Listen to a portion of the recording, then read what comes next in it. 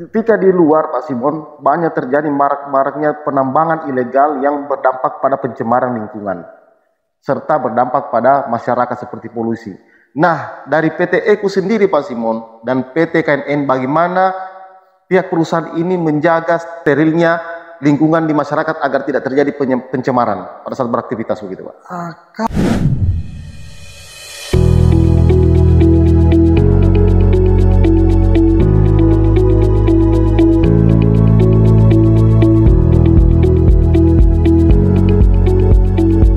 Baik pemirsa, saat ini kami dari tim Indosultra.com sedang berada di wilayah kantor perusahaan PT Konawe Nikel Nusantara dan PT Elite Karisma Utama, dua perusahaan tambang nikel yang berada di wilayah Desa Morombo, Kecamatan Lasolo, Kepulauan, Kabupaten Konawe Utara, Provinsi Sulawesi Tenggara.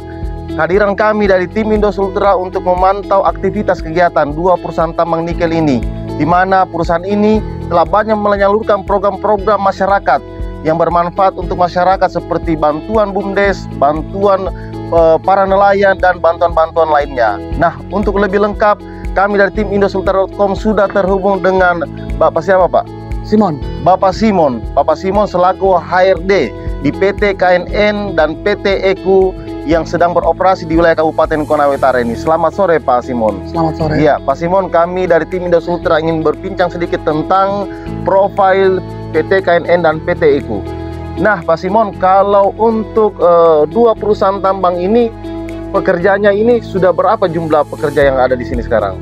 Kalau untuk jumlah pekerja saat ini kurang lebih sekitar 315 orang, dengan pembagian 165 untuk EKU, 150 KNN. Dari total pekerja kurang lebih 87% adalah pekerja lokal, dalam artian lingkar tambang untuk beberapa desa ini. Sisanya staf kiriman dari Jawa maupun dari Sulawesi Selatan. Sulawesi Selatan, iya. Ya, Pak Simon, kalau para pekerja ini sebelum bekerja di sini, maksud kami, apakah dilakukan training atau pendaftaran atau seperti apa Pak Simon?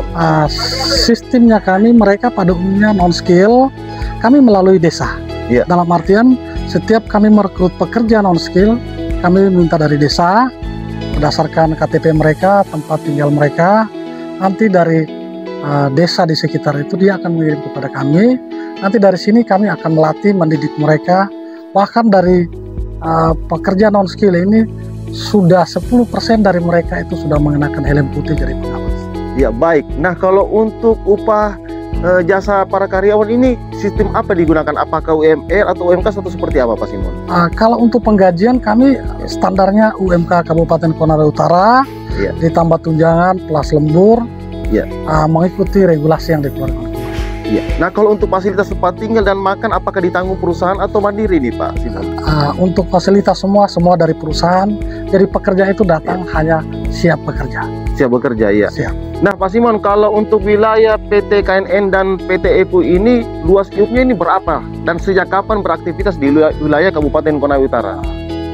Dia semenjak keluarnya iup dari tahun 2007, 4 tahun 2011 kami beroperasi.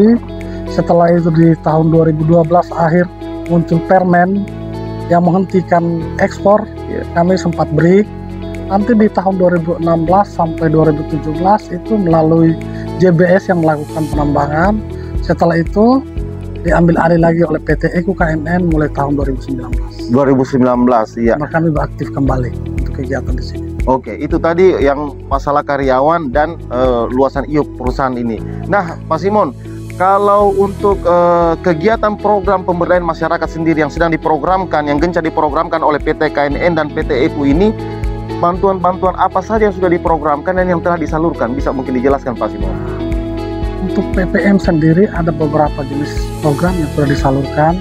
Salah satunya mulai dari pemberian bantuan kepada nelayan berupa perahu, terus berupa bantuan BUMDes, termasuk dengan bantuan-bantuan lain yang sifatnya langsung ke masyarakat, termasuk pembangunan infrastruktur yang entah itu dari Morombo Pantai Kecamatan Lasolo maupun dari Morombo Induk Kecamatan Lasket. Ya, kalau untuk bantuan BUMDes ini Pak Simon, apakah dia dalam bentuk barang atau dana tunai yang akan diberikan ke masyarakat begitu Pak Simon? Kalau untuk bantuan BUMDes sendiri, awalnya sebenarnya dari program itu bersifat barang, tapi karena atas permintaan warga, karena kebutuhan mereka, akhirnya itu diakumulasikan dalam bentuk uang, dan itu diberikan ke 2 desa dan mereka sendiri yang akan memanfaatkan sesuai kebutuhan mereka. Ya, memang kalau untuk program PPM ini memang dari PT KNN dan PT IKU memprogramkan tiap tahun ya Pak Simon ya? Ya, ini berjalan setiap tahun secara kontinu. Ya, sesuai dengan ketentuan di program blueprint yang diberikan oleh pemerintah. Oke, nah Pak Simon, ini tadi kita sudah membahas terkait masalah program. Sekarang kita pindah ke masalah kegiatan dokumen kegiatan penambangan PT KNN dan PT IKU. Bagaimana prosedur yang sudah berjalan saat ini terkait aktivitas penambangan perusahaan ini? Apakah dia betul-betul legal atau seperti tambang-tambang yang banyak marak terjadi bahwa melakukan penambangan tanpa didukung dengan legalitas yang resmi? Bagaimana kalau untuk PT KNN dan PT IKU ini, Pak Simon? Kalau untuk PT KNN sama PT IKU adalah masuk kategori tambang putih. Dalam artian pekerjaan teknis lapangan pun dia sesuai dengan regulasi pemerintah. Iya. Baik itu penerapan dari sistem ketenagakerjaan pun sesuai dengan regulasi pemerintah. Intinya semua yang kami lakukan di sini sesuai dengan ketentuan dan regulasi pemerintah. Baik dalam pelaksanaan, baik dalam penerapan, maupun dalam bentuk pelaporan. Ya tentunya kami juga sadar bahwa kami berada di posisi remote area, kurangnya fasilitas pendukung dan sarana itu bukan menjadi hambatan untuk kami menyatakan bahwa itu tidak, kami adalah tambang putih. Jadi kalau untuk PT KNN dan PT IKU betul-betul beraktivitas dengan legalitas yang resmi ya, kami Pak Simon ya? Legal, resmi, dan kami tambang putih. Nah, ketika di luar Pak Simon banyak terjadi marak-maraknya penambangan ilegal yang berdampak pada pencemaran lingkungan serta berdampak pada masyarakat seperti polusi. Nah, dari PT IKU sendiri Pak Simon dan PT KNN, bagaimana pihak perusahaan ini menjaga sterilnya lingkungan di masyarakat agar tidak terjadi pencemaran pada saat beraktivitas begitu Pak?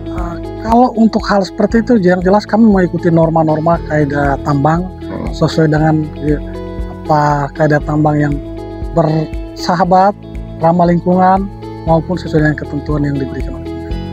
Berarti untuk sampai saat ini tidak ada keluhan dari masyarakat terkait pencemaran dan polusi apa segala macam ya Pak Simon? Sampai sejauh ini belum ada. Karena kami setiap ada keluhan pasti kami cepat menanggapi. Dalam hal ini mungkin ada kesalahan atau kekeliruan dalam hal bekerja, kami akan cepat merubah sehingga kami bisa hidup berdampingan dengan masyarakat. Baik. Nah, kalau untuk fasilitas yang sudah ada di KNN ini apa-apa saja selain mungkin saya lihat tadi ada mesnya, terus ada musola, apa-apa lagi yang sudah disiapkan di sini untuk karyawan? Sarana olahraga, kantin, sarana kesehatan, dan itu kami memberikan bukan hanya untuk kepada pekerja kami, tapi jika masyarakat membutuhkan, kami pun akan mempersilahkan hal seperti itu. Nah, kemudian untuk berikutnya ini terakhir Pak Simon, apakah ada lagi langkah-langkah yang dilakukan PT KNN dan PT IKU atau seperti program pemerintah masyarakat kah, atau seperti pengembangan untuk penambahan karyawan atau program-program lainnya seperti apa Pak Simon ke depan? Kalau untuk program penambahan karyawan, kami akan tetap menambah jika produksi kami meningkat. Terus untuk melatih para pekerja di sekitar lingkar tambang non skill, paling tidak mereka bisa berkompetisi di dunia kerja, khususnya untuk tenaga kerja. Sedangkan untuk program-program PPM, paling tidak kebutuhan masyarakat yang bersentuhan langsung dengan mereka, perusahaan akan langsung menyesuaikan dengan program yang diberikan oleh pemerintah. Terus yang terakhir, untuk masalah lingkungan, jelas kami bahu-membahu sama-sama bagaimana caranya untuk bekerja tetap menjaga lingkungan sehingga masyarakat pun bisa hidup dengan tenang, kami yang bekerja pun bisa berdampingan dengan mereka. Baik, terima kasih banyak atas waktunya Pak Simon yang sudah diberikan kepada kami dari tim Indosultra. Baik pemirsa, itu dia tadi penjelasan secara singkat profil tentang PT KNN dan PT IKU yang sudah disampaikan oleh dari HRD perusahaan PT KNN dan PT IKU, Bapak Simon. Sekian, kami dari tim Indosultra.com Konawe Utara melaporkan.